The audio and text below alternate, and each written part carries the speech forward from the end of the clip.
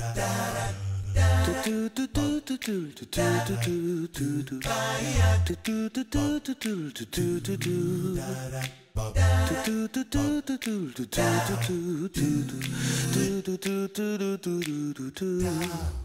everyone, I'm Captain Logan. And I'm Mom. Hi Mom. Hi, how are you? I'm great. Oh good. We're here to tell you guys how we felt about saving Mr. Banks. Oh. This is the, I wonder how you felt about it. Oh, well. This is the biopic about Pamela Travers, who wrote, of course that's not a real name, but we'll get there, who wrote, Give that away. Oh well, you know, it's history. It's okay. Anyway, but Pamela Travers, who wrote Mrs. Poppins, or Mary Poppins. Mary Poppins. Well, yes. you know, the whole movie you gotta call her Mrs. Travers. So I'm gonna keep doing that, I'm sure. That's very true. But anyway, so this is the story about how the Mary Poppins movie finally got made, and yes. how almost impossible it was for Disney to get the rights to it from her. Boy, I didn't think this was going to be anything like as interesting as it was. Really? I was absolutely riveted by this movie. Me too. Good Lord, I can't wait to talk about it. So, right now, Mom, yes. I'd like you to tell everybody how you felt about saving Mr. Banks. How did I feel about saving Mr. Banks? Well, first of all, I felt like you have to read a book. But the movie really made me feel thoughtful and nostalgic and all warm inside, and part of that is because of my Mickey Mouse down here, which hopefully you can get later. Because you know what a horrible artist I am, you know. But anyway, that's what mine would have looked like. But yeah, thoughtful. So many adjectives. Heck yeah, man. To describe this movie. Sure. I mean, you know, first of all, I have to say that Emma Thompson was phenomenal as P.L. Travers. She absolutely was. I didn't know anything about this author to begin with. I didn't either. I mean, that's probably part of why I enjoyed it so much. Except what I've seen, you know, from a couple of interviews of her and of Emma Thompson and recently, and of course the trailers and so on and so forth. But she was just fabulous in this movie. If she does not win an Oscar for this, or at least get nominated for an Oscar, I would be incredibly surprised. I will not only be incredibly surprised, but it will make me very angry. This is going to go right up against Gravity for stuff. Like, oh, I think you're right. And you didn't see Gravity. I didn't get to see Gravity. That's all right. That's all right. I'm very angry that I didn't get to see Gravity. But we'll watch it when it comes out on video. I will. Yes, we will. Yeah. Yes, Anyway. we will. So, but yeah, she was great. Tom Hanks was great as Walt Disney. Interestingly enough, of course, Disney was not the main character of this particular film. It was Travers all the way. Oh, sure, but I'd say he's the most important supporting character. I would agree with that. And I think my other favorite was her driver, Ralph. Yeah? He was my other favorite, I think. Besides the movie goes back and forth between Travers' life as a young girl and her life as an adult 20 years after the books were published. Right. And within the 20 years that Disney tries to get her to give him the rights to Mary Poppins so that he can create this wonderful film. And I had no idea about her childhood, and it was, you know, both of those stories were so well done, just seamless in both cases. So the fact that she grew up in Australia, you know, and then went to London later, and you know, they don't really tell much about her as a teenager and a young adult and what that was like at all, but just the period of her life that I think this book Mary Poppins is really based off of. Yeah. That was the important piece. And of that's it. most important to what's going on in the present day stuff. Absolutely. Did you have present day being for the 1960s? Film, right. Yeah. Did you have a favorite thing and a least favorite thing? Wow, that's a great question. I don't know that I did. Okay, sure. I don't know that I did. Colin Farrell did a fabulous job as well. You know, as Travers, I Did I have a least favorite? If I have a least favorite, it's got to be Disney's female staff acting so just, to me, it was just weird. Interesting. I don't know why. Yeah, I didn't have that. That's I don't know why, but I mean, you know, those characters are certainly not real important, you know, for the most part to the story. Right.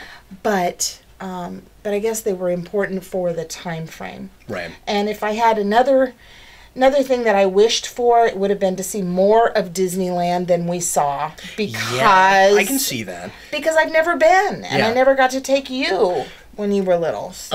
One of the things... not to mention your brother and sister. Have to put them in there. One of the things that I was kind of impressed with was that they even did that because they had to build some of that stuff. It doesn't look like that anymore. So to ask for seeing more of it would have been asked for them to build more. And so, I mean, like, if you think about the sets they had to build, it's pretty freaking spectacular. Well, and I just wonder how much of Disneyland's original sets from when it was first designed really still exist. I mean, I'm sure there's a lot of stuff that's still there, but I'm sure some of it's been updated. You know, my guess is the carousel probably has not never been touched. Yeah, because that's the way carousels are. My favorite thing, you know. Well, flip your sign. Flip this one. No, your green sign. Oh. Well, you know, am I feeling it? This is obligatory at this point. Well, am I feeling it? Am I not? Yeah. Well, of course I'm feeling it. Gosh, folks. Take the time and go see this film. Really, go see it. It's even if you don't like Mary Poppins, the story isn't so much about Mary Poppins. There's a great character study here. Yeah, there is. It almost doesn't matter. It's not. You know, it's not about Mary Poppins. It's about Travers, and it's about her life, and it's about how Mary Poppins, the books, really have affected people over the years, and then what the movie's done. This movie made me feel... I messed up my words. This movie made me feel enlightened, delighted, and moved, and in that order. That's how I felt about it. So when you said you were all warm inside, I need to throw out there that this is not a sappy film. Oh, and that was one of the things I no. loved about it. I had the same experience you did with it, but a lot of it was because it felt so refreshingly real to me. A lot of it, and I'm gonna make some big statements on this one. This at least ties with Gravity for my favorite film this year. Okay. I freaking loved this movie. That's great. And it maybe even beats that. I'm not sure yet. You know, I'll have to think about it more after I've seen Gravity again. But it was a thing for me. We have to remember they're two different genres too, so you could have two favorite movies for the year. Yeah, but I'm talking. And of course, I'm speaking in redundance because I'm talking to the movie expert. But I'm not an expert by any stretch of the imagination. But all I'm saying is, favorite. Not necessarily. I'm saying this is a better film than that. I'm just saying that if you put a gun to my head, said what's your favorite movie this year, I'd have a tough time between these two right now. Sure. Beats out Ender's Game, which I loved, but I really loved this. And I loved Ender's Game too. But I did love this. This is and again I'm saying this on first viewing. Of course, things can change, but this is. Right now, the best biopic I've seen since Ray. Good Lord, is this a good biopic? For me, a great biopic, and I talked about this when I reviewed Beautiful Mind. I talked about this when just earlier this year we did Jobs, which was not a fully successful biopic, but was okay. I didn't see that one. What for me makes a really good, successful biopic is that it tells you. It enlightens you a bit about the real person's life, but also that it's a good fiction, and this is a really good fiction. What I mean is, it's a good story, and because it's such a good character study, it's one of those things where I might go do some research and find out what they changed, what they didn't, but it won't hamper my enjoyment of it, depending on what they changed, because in the context of the film I just watched, I cared a lot about this person. So even if they created something of a fictitious, maybe even a more exaggerated version of this woman. I'm not sure they did that. I would still probably like this movie as much as I do. My favorite thing about the film is absolutely Tom Hanks' Walt Disney. I think that Tom Hanks, this is one of the best performances of his career, I think, of what I've seen a lot of Tom Hanks. I've not seen everything. I think this will probably end up being one of the movies he's remembered for. I think people are going to look back on him as Walt Disney down the road. I really think that. This is not going to be a huge. Yeah, I mean, he was great. This is probably not going to be like a giant movie that everybody goes back to, but it's going to be one of those kind of small gems. You know, it's going to be one of those. Disney has been kind of on this year. Like, I liked Frozen more than some people did, and the more I've thought about it, I don't like the. I still less and less like the music in that movie, but I like the film a lot, and boy, I've just been really impressed with Disney lately. The reverence for the history, man, of that company in this movie. It's like they are. I've watched interviews with like the current head of the company and stuff, and they get it now, like they, in a way they didn't 20 years ago. Like, they really get it again, and 20 years ago. Try longer than that. I'm gonna say even 20 years ago. Easily. But like, what was I gonna say? I'll go ahead and throw out my worst thing, and then we can do some general discussion. My worst thing, and I mean, like, there's really almost nothing to not like about this movie from where I'm sitting. There was a thing I wondered about. This not huge, where she is so on about not wanting the thing to be a musical. Her two big things are it can't be a musical and it can't be animated. Right. And she gets over the musical thing too quickly and with like no discussion about it. Like early on, she's like, they can't be a musical. It's not going to be a musical. Yeah, and then later on, they start. Did you think she changed her mind when they did Spoonful of Sugar? No, because they were already doing songs before that. That was the problem I had with it. Well, they were, but she wasn't really saying a whole lot, and maybe that's the problem I have with it. You see what I'm saying? Because I could see that. She should have walked out the door when they started playing the piano. I don't understand that. They made such a big deal out of that. You see what I'm saying? Yeah. That was something she gave in on a little earlier. But it wasn't until they talked about the penguins that she finally just said, nope, right. I'm done. But that's what I'm saying. If that got her, took a long time. If that got her though, because she was looking for a reason to not sign off, and she was that's the thing, is that she kept jumping at little things. That wasn't a little thing. That was one of her first big caveat. So I didn't really get that. I'm confused on that point. And I felt like there was a major piece missing. My instincts tell me that the filmmakers aren't sure why she budged on that. Yeah. That's what my instincts tell me. That's probably true. Who knows? If you did some reading, if you looked at the history, maybe there's something there that didn't make the movie. But that's the sense I got from it. Anyway, I thought this was an incredibly authentic looking piece, and I get to the end of this, and man, do I find myself relating to her. And she's one of those like really likable, unlikable characters, and I love that. You can see so much of Mary Poppins in her, but then when you find out where that really came from, it heightens that. You know what I mean? Like. I don't know. I haven't seen a character with this much dimension in a long time. Yes, I agree. So clearly I'm feeling it. Anyway, I feel like this is a movie for everybody. I have a hard time imagining very many people watching this and not appreciating it. I've not looked at other reviews. Anybody that's negative on it, I'm not sure what they're negative on. But I don't know, man. I did not find much to not like about this. Couple things I want to throw out real quick. Now that we're kind of into general discussion is. And I don't want to go into why this is, just because I don't want to give away stuff. This is a brilliant freaking title, man. Like, it's the encapsulation of the whole movie. I wasn't sure why it was called that, and then I saw the film and I was like, wow, that's a great title. Well, and see, I thought the reason why they called it Saving Mr. Banks was because maybe that was an original title for the film Mary Poppins. Oh, yeah, sure. Because it could have been once you get to the end of this movie and you see why, Because if you've seen Mary Poppins, you realize that it's not so much the movie itself is not so much about Mary Poppins as it is about what she does for other people and for families and so on and so forth. So that part was that was not a big deal, but it was interesting that there was never an additional an alternate title or anything, listed there. What I thought was fun as they were trying to decide on different characters was P.L. Travers' description of Winifred in Mary Poppins. This woman who was a suffragette and whatever, and she didn't want her to be. And she didn't want her to be. And they even, she even budged on the name. I think the original name was Christine or, something real plain. Yeah. I don't even remember what it was. And she finally comes around to this whatever. Now, we have to say that P.L. Travers, of course, she's this very proper English woman, who grew up in Australia, always has to have tea, has to have everything just a certain way.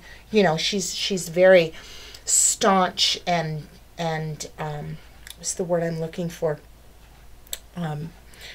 She's stuffy. She's hoity-toity. I mean, there's a thousand. Yeah, there's all of that. Yeah. There's all of that, but you could tell inside she's got this struggle going on inside her. Well, and that's why you care about her. And that is exactly why you care about her, and you can and that's all defense mechanism is all that is. Yeah. Exactly, and I think you get that even from the beginning. You get this defense mechanism going on, but you realize early on that it's all because of this backstory, of her childhood, and you never find out. The thing that really hit me was the relatability that she finally has with Walt Disney, and the ways in which their histories are similar, and the way they play up her finally finding ways to relate to different people in this movie is incredibly sophisticated. I don't want to go into too much of it with the driver, but that was a thing that I saw where they were going really quickly, and I didn't think they'd make me buy it, and then I did. So I was impressed with that. There's a lot of that in this movie, a lot of things where I go, here's the typical direction you'd go with this, and then they go there, because it's probably what happened in a lot of cases, and then they make me believe it. They make it buyable. I love that. Going back to the stuff about Mary Poppins that I never thought about, because that's a movie that I grew up with, but I've never thought about much. You know what I mean? Like, you watch it for the soundtrack, you watch it for Dick Van Dyke. I never really thought that much about what the film was about. And never forget Julie Andrews as Mary Poppins. My goodness, she was fabulous. Fabulous seems to be the word. This movie really heightened my appreciation of that film, and I don't know that it would do that for everyone, but it did for me. And I thought about things like it's cool that it made me start analyzing Mary Poppins. You know what I mean? Sure. How did I never catch on to the reason he's called Banks? Like I never thought about that before, but it's like a little on the nose, and it never occurred to me. So stuff like that, and then like I don't know, all the stuff about where Mary Poppins actually comes from, the real person that she's sort of based on. I did not expect it to come from a place like that. I really thought that it was just, here's some vague parts of her personality sort of created into this person, and then wow, until the turning point. Yeah, exactly. Until the turning point hits, and we won't give it away, because that would just ruin there's a transformation, but it's not. It's not like it's not too like Ebenezer Scrooge or anything. Like she's still the person she is. No, she is. But the interesting thing for me was that Mary Poppins, who I thought was just a fictional character, who went, because I grew up with it too. The movie was made when I was knee-high to grasshopper, right. And I don't even remember because it was before I was even in kindergarten. I don't remember whether my folks... Yeah, you would have been 5 or 6. Whether my mom took us to see that in the theater or not. I don't remember when the first time was I saw it. But my point being that all these years since it's been out, most of my lifetime, I've always thought that this was a fictional character, this was a fantasy, this was a woman who could create magic at the drop of a hat and so on and so forth, and she wasn't based on anything real. And this movie changes your mind about that. It really does.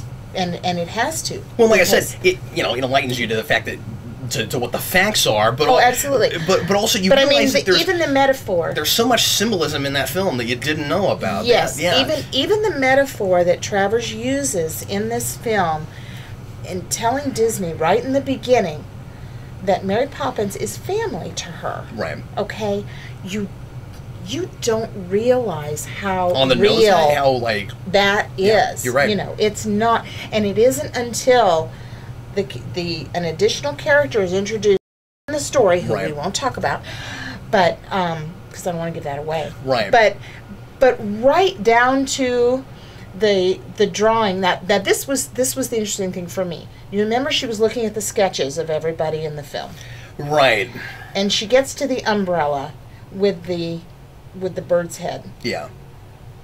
And she doesn't scrutinize it. One of the only things she doesn't, yeah. It's one of the only things that she doesn't say no to first, you know, and it's just... And then you kind of find out why later, yeah. It's okay. And then you find out why later, and I'm going, wow, had no clue. Mm-hmm. Absolutely no clue. So yeah. Another thing I found really sophisticated was the was the way, because I almost wanted to say nonlinear storytelling, but it is linear. It's just that you have two stories happening simultaneously. It is, yeah. So you've got your flashbacks going on in a linear fashion along with the main story. That's done in. I mean, like, I'm seeing a lot of things right now doing using that device, and it's a really popular thing to do right now. It's working really well. It's kind of like Lost, except Lost often jumped around. Arrow does it exactly the way this did it. Right now, all the island stuff is like forward moving, but it's in the past. So we've got the same thing going on here, and I'm always impressed when because I've seen it done badly, but I'm always impressed when something like this is able to organize that in such a way where I'm buying a character flashing back to the next moment the early narrative needs to go to, because it's going in order. That's not easy to pull off. Part of the way the film does it is by doing some of the flashbacks in scene and some of them not in scene. If they were all in scene, what I mean is if every flashback was like Man of Steel, where like Clark closes his eyes and then suddenly he's in the past. If they were all done that way and then in linear fashion, you'd never buy the progression because it's just too convenient. But the way they do it here, it's only a couple of really key places where she specifically flashes back to the next moment in the sequence. Totally works. Totally had me. It absolutely works, and it follows the progression of the development of the movie. That's what I think is so great, because as she changes as she begins to soften and say, yeah, okay, this'll work, you begin to see what her life was like back in the olden days, you know, when she was a kid. And you're buying why she became the way she became. And you're buying why she became so staunch and so closed off to the entire world. She's this hermit, you know, in a lot of ways as an adult. And yet she's hard because she's had a really hard life. Sure. You know. But, you know, then she begins to soften a little bit.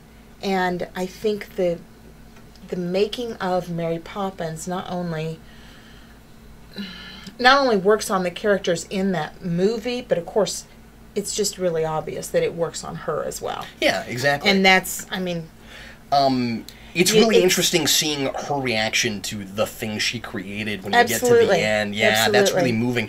The other thing I wanted to mention was how much I already liked Emma Thompson before this movie, and how incredibly right she was for this part, because I don't know if you've ever seen this film. One of my favorite movies ever is Stranger Than Fiction, where she plays another reclusive author. And if you've not seen it, you need to do that, because it's kind of like the modern day, but like more screwed up equivalent to this exact role.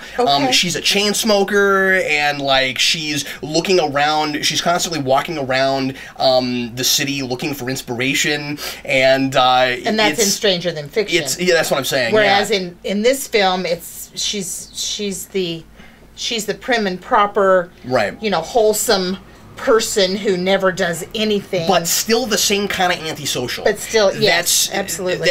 And so when I found out that she was going to do this, I was like, yeah, man. Like, I was so excited about that because it's one of my favorite movies, and she's one of the reasons I like that movie so much. That, and I still can't get my mind around the fact that I like the Will Ferrell movie. But anyway, I don't want to say anything else about it. This is one of those movies that I don't have words for. It's just that good. I would agree. It's very. I will tell you though, and your viewers, that it's very iconic. You're gonna love all of the icons from the 60s. The reel-to-reel tape player is fabulous. Yeah. Reminds me of the one my dad had. And I mean, it just brought, that's why I said nostalgic, because it brought back so many things. You know, the costuming was just lovely and authentic. I don't know about the hotel room because I've never been to Beverly Hills, so I don't know what that would have looked like. However, there was a dial. I have, but not in the 60s. There was a dial telephone in there, you know, and ours at home rang exactly like that when we had one. The point she makes that nobody walks. Yeah. You know? Well, that's another thing I wanted to bring up. And a leisurely walk is a gift. That phrase comes up two or three times in the film.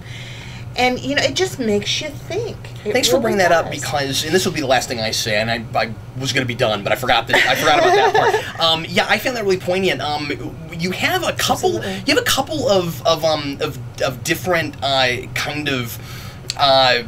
Like traditional story foundations here. One of them is the Stranger in a Strange Land. You've got the you've got, she's an alien on a different planet. Absolutely. And that is, again, it's just sophisticated. I can't think of a better word. And then the other thing I meant to mention earlier is the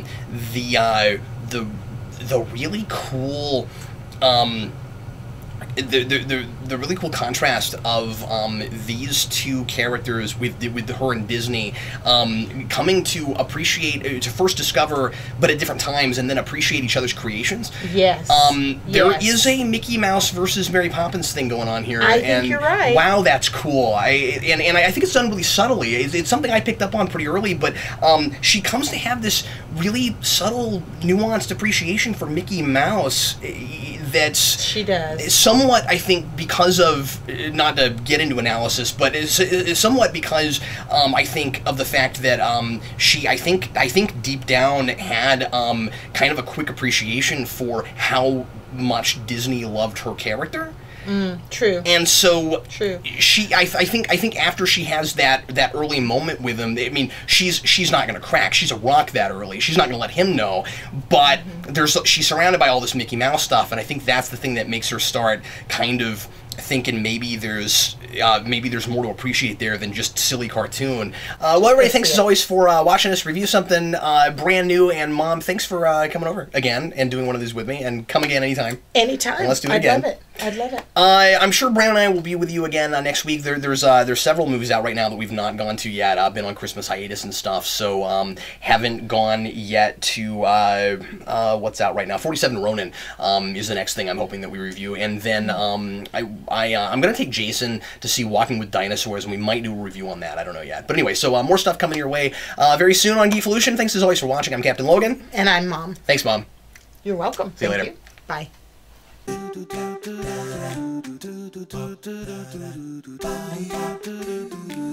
Bye.